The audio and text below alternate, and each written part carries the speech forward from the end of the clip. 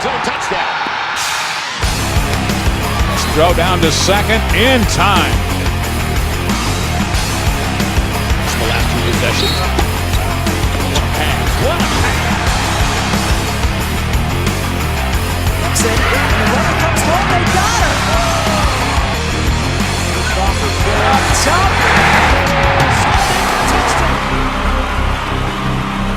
Hello and welcome to a special edition of the Big 12 Report presented by Dr. Pepper.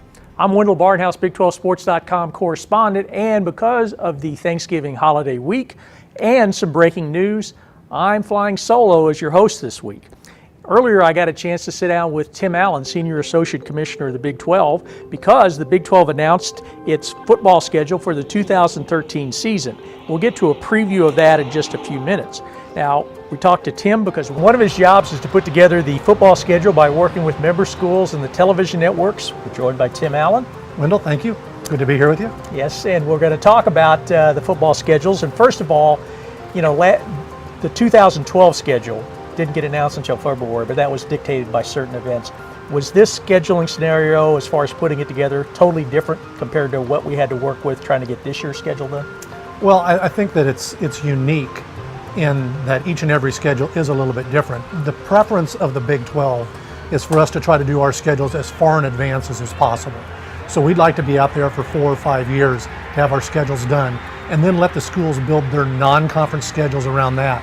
What we found over the last 3 or 4 years, as you said, due to circumstances, is we've had to attack it a little bit differently as we go forward, and then we've had to try to build the conference schedule around the non-conference schedules.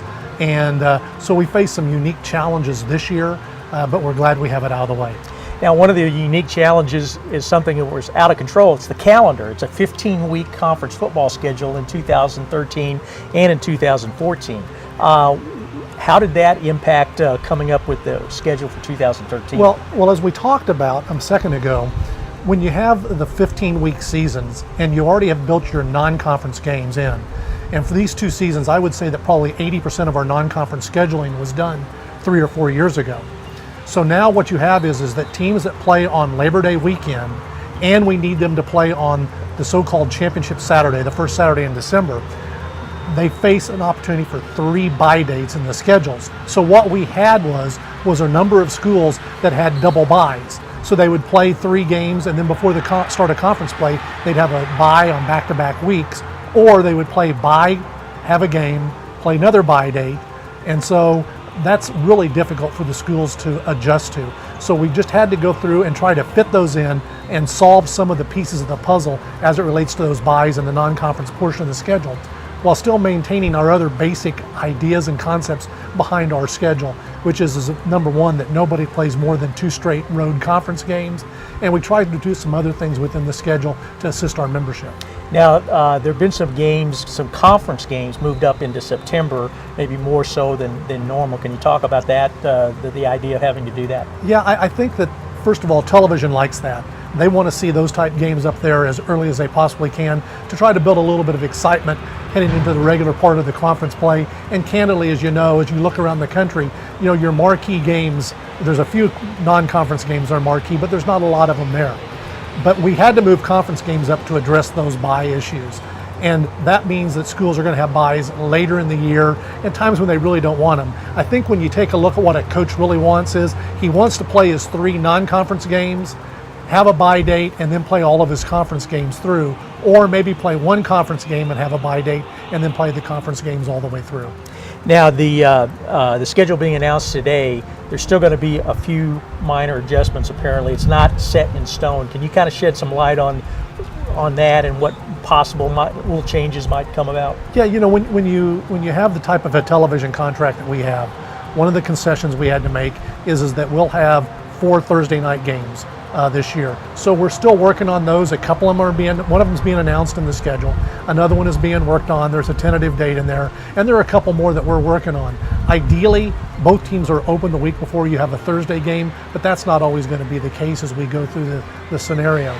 So we do know that there will be a couple minor adjustments that'll be made, but I think that for the most part, and I'm not guaranteeing anything, but for the most part, people can plan their weddings, they can, plan their homecoming activities, they can plan all the things that they need to do related to the football schedule and have a pretty good comfort level that it's not going to change that much. Okay.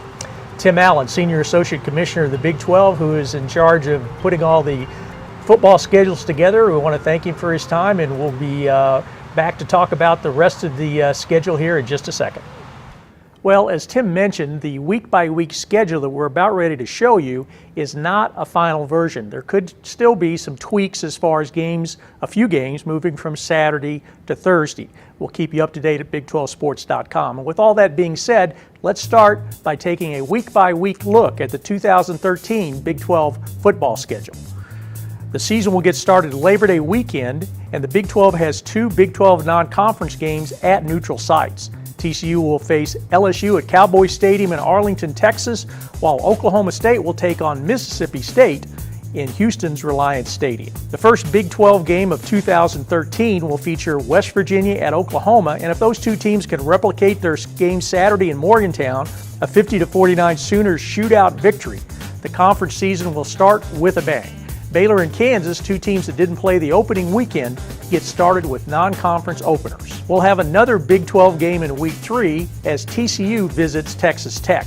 Those teams stage one of the season's most exciting games, with the Red Raiders winning in triple overtime in Fort Worth. This week also features 3 interstate matchups and another SEC versus Big 12 game. Kansas State will visit Texas in a Big 12 game that could have an early impact on the conference race.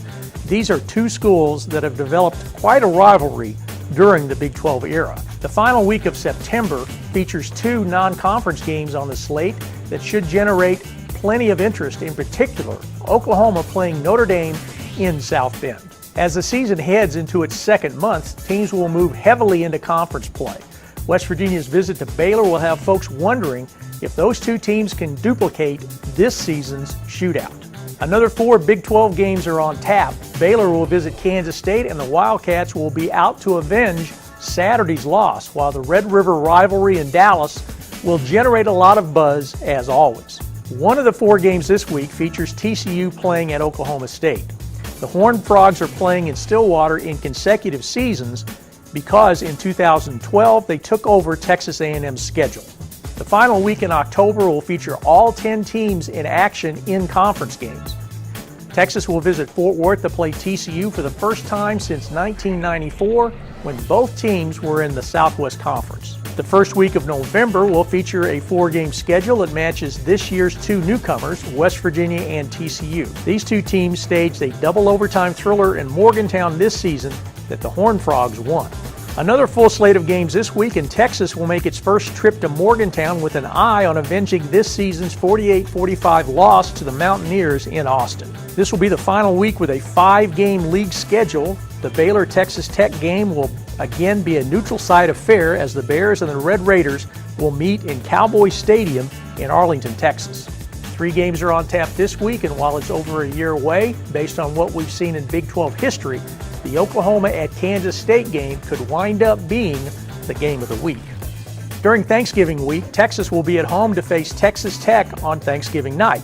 2 of the 3 games on Saturday feature games pitting in-state rivals. And the Big 12 schedule and season will close out with 2 in-state rival games. Texas will be playing in Waco against Baylor. It might be the Longhorns' final trip to Floyd Casey Stadium, and Bedlam will be held in Stillwater. Okay, now that's a look at the 2013 schedule, but we're still in the middle of this season, 2 weeks remaining, and things are still very much up in the air. Baylor's surprising upset of Kansas State not only changed the national championship race, it impacted the Big 12 race. With 2 weeks remaining, there's still a lot up in the air, and this week there are 4 games over 3 days, starting with TCU traveling to Austin to take on Texas Thanksgiving night. Okay, let's move on to shout-outs now. We've got 3 shout-outs, and first of all, there were 4 trophies available at the NCAA Division I cross-country championships in Louisville, and the Big 12 took 3 of 4. Oklahoma State won the men's championship, the Cowboys' 3rd national title in the last 4 years. Texas Tech's Kennedy Pethuka, the winner of the Big 12 championship and the NCAA Mountain Regional, continued his dominance by winning the men's race in a course record time. And Iowa State's Betsy Sena won the women's race and became the 3rd Cyclone to win a women's national championship. Sana was the Big 12 and Midwest Regional individual winner and is the 4th NCAA individual women's champion for the Big 12 in the last 7 years. Now, overtime was not kind to Texas Tech and Baylor in the NCAA women's soccer tournament. The Red Raiders lost at number 1 seed Florida State 3-2 in double overtime in a second-round match Friday.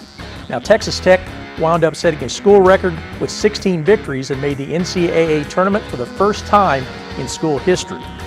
Baylor also had its best season, going 19-1-5 and setting a school record for victories, including a second-round triumph over Georgetown on Friday. The Bears' season ended Sunday in Chapel Hill as Baylor battled North Carolina to a 1-1 tie in a game that was decided 4-2 on penalty kicks. In the spirit of the holidays, our third shout-out is a video shout-out that spotlights the Big 12's long-standing relationship with the Special Olympics. Since its inception, the Big 12 Conference has partnered with Special Olympics and continues to work closely with the statewide Special Olympic organizations.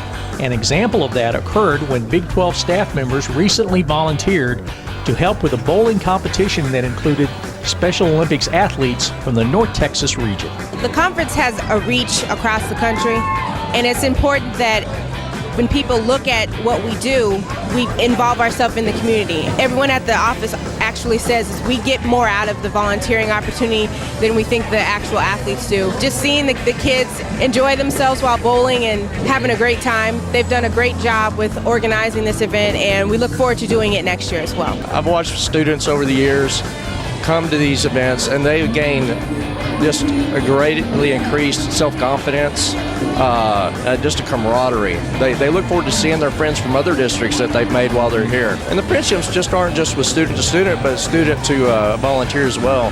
The volunteers get a lot out of it, I'll tell you what. I know that from a fact, so it's a beautiful thing.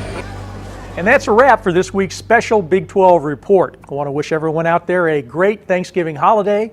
Carter Babb, co-host, will be back next week on the report. And remember, you can follow everything Big 12 on our Twitter site and also at big12sports.com. We'll see you next week. Feature games against in-state.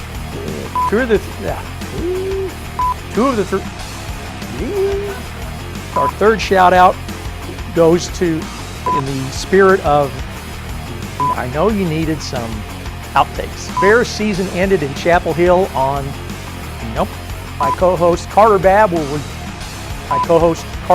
return next week on next. Carter Babb will be back on next week's report and remind me. This is really easy to do, isn't it, Carter? You do it great every week, and I can't even get through it. Come on in, Carter. Help come in and wrap this up. Bullpen. Hot. All these TV lights are too hot. A very weak dismount.